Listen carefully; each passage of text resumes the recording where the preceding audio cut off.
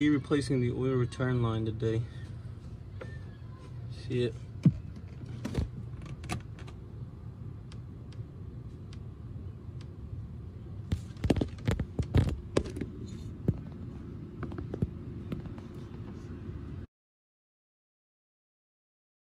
Put your hand in there, pull it off.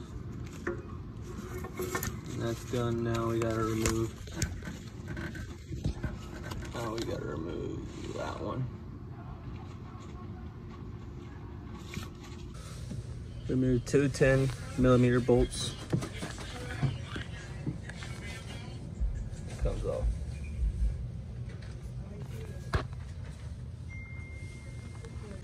Okay, what I did was I get a flathead, I hit it right here, I tapped it until it poked loose, and then now I'm gonna get it in between the little seal thing and just pry it open. Like that.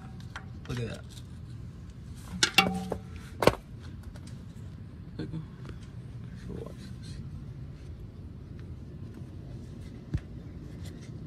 Now if I can try and grab it in my hand. I will do that. There it is.